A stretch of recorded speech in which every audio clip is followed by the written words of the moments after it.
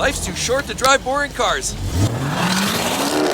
And the dealers are capitalizing, they're maximizing their profits, they're expanding on their dealerships, they're cracking record sales, and some of them are earning more money than the GDP of some small countries. And there doesn't seem to be an end in sight, but the worst part is, often the dealers are trying to pull a fast one. They've got tricks and scams that can talk circles around you and I, as the consumer, to help maximize their profits even further and leave you and I deeper in the hole. But I can't help but share an experience I recently had. As a matter of fact, trying to get rid of that black BMW X5 resulted in me taking a trip down to a local dealership.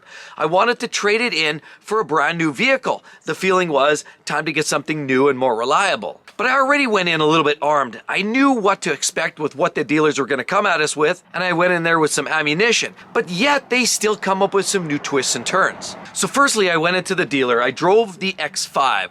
I didn't advertise that I was going to try to sell it or trade it in. That's one of the last things, as I said in previous videos, that you want to admit. I went in there. I quickly asked, do you have any vehicles on the showroom floor or anything to test drive? They quickly responded with an absolute nothing available. So that left me in a little bit of a pickle. What do we do? That, unfortunately, is the common theme across the industry as a whole. So then we sat down with the car dealer. The actual salesman came up to us, approached us, we looked around, but then the salesman took us to his little office and we reviewed the car in question that we were interested in possibly speccing. We actually knew exactly what we were going to buy. No more, no less, and that's part of the battle. Don't let them fast talk you into something you don't necessarily want. Make sure that you've got that car, that vehicle to spec. Before we even went into the dealership, we already went on, did a price and build your own on the local Canadian website version of that manufacturer. So we already knew what we were up against. So then I started asking the basic questions, start kicking tires, how much, playing a little bit stupid. So the salesman said, put your $500 down. In 3 or 4 months, your car will probably show up. At that point, you can take a test drive. If you like it, great. If you don't, leave it. Some other couple will be waiting right behind you. So my first question is, if we write this deal today, what can we do? We want to put in an offer. We obviously see MSRP or sticker, and we want to make a counter offer. The salesperson was very quick to admit and tell us that there's no offers. It's MSRP, and that we should be lucky. We should literally be lucky that they are giving us sticker and not charging us above sticker. Well, that's a ludicrous time, first of all. But we accepted. We said, okay, fine. How about this? If you're not knocking sticker, how about throwing in some extras? We said, what about floor mats? I said, what do you have? Well, he counted with the factory actually puts in a high quality all-weather type floor mat that's great for winter. Okay, perfect. Answer that. What about Expel or 3M or paint protection film? Can you throw some of that in? And I know from past, local Johnny Tint Shop can do the nose, the half hood, the mirrors, and the A-pillars for about $300. But I just thought for shits and giggles, I would ask the dealer, can you throw that in? He said, well, no, we can't throw anything in. We're not in that market. We can't make any money. But then he says, I'll tell you what, I'll talk to my manager, see if there's something that he can do for us, and then I'll let you know. So I'll go away. So he went away for 10 minutes, came back. Lo and behold, he had the Foursquare all drawn up with all the numbers and the criteria. I literally called him out. I said, oh no, not the Foursquare program. No! He knew right away. He kind of chuckled. He said, okay, sorry, folks. He said, okay, well, let's just look at the one number. Here's your rates based on the current finance rate, which was 4.19% on 5 years. And they also had a higher lending term as well that they could offer for the same rate. So then I actually quickly countered. I said, well, where's the paint protection film in all this? He wasn't very quick to admit to it, but then I pulled it out of him and he said, well, it's actually blended into this rate. So the monthly rate that he offered us actually included what most dealers start to do. They like to fatten up the pricing.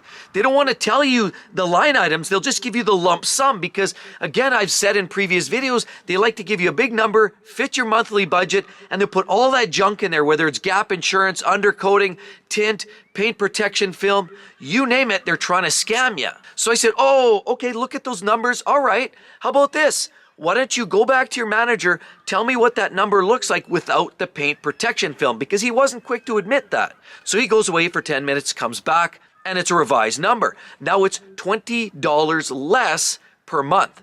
On a 50-month term, at about $20 a month more just because of that paint protection film, that means I was going to pay over $1,000 for that paint protection film that I could have done at Johnny's spot just down the road for about $300. So clearly they put all their markups on it. That's where they're making the money. So if there's a takeaway, make sure you carve out the base price of the vehicle before you even start piling on the extras. Now, what some of the dealers now are including etching, and they're including some of these other add-ons, and they're saying it's actually part and parcel. That's where you have to call out, and you want to ask them for that explicit clause within the contract that allows you to decline those options, because in most cases those options are not mandatory and they're entirely voluntary. But the dealers don't always tell you that, and they want to incorporate some of those extra add-ons without you even questioning it. But then there's another unknown situation that a lot of people don't think of. It's the actual interest rates. Again, as I said, they gave us a quote of 4.19% interest rate, but everybody knows what's going on in the world today. Interest rates are climbing. I don't know what it's like where you're at, but I know in the US, there's lots of rumors about interest rates getting notched up. I know here in Canada, interest rates are getting notched up. We went up a half a point, and there's talk by the end of the summer, we could be up another full 2% on the interest rates.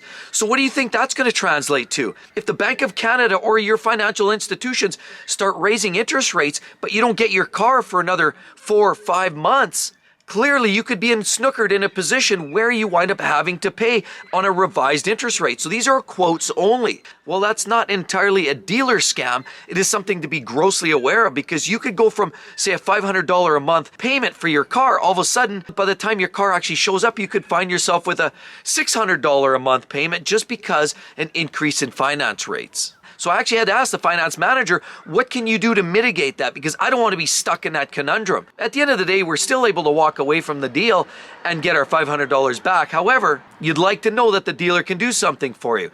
The best that they could say was, we'll take care of you, we'll make sure that we do the best thing for you. But we all know that you can't change the bottom line interest rates. They might be able to make some fine adjustments. However, it is what it is. But then in the midst of this conversation, he never once asked about a trade-in. Now that's one of the key things that a lot of dealers are asking, or they traditionally ask is, do you have a trade?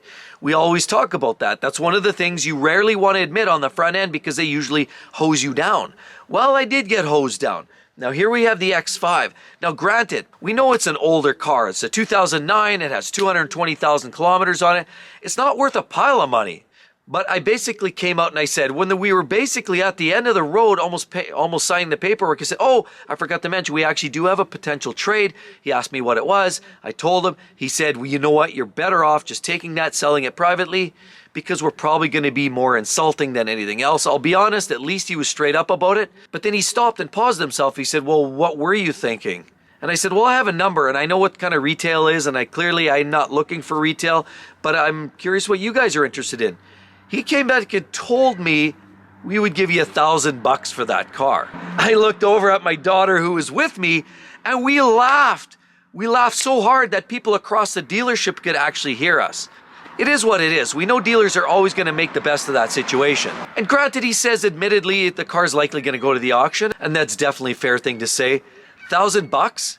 That doesn't even get you a set of wheels. We all know they're playing their scam game right there. The trade-in, they want to lowball you and just use those other factors. Well, it's a BMW, it's expensive for maintenance, it's got high miles.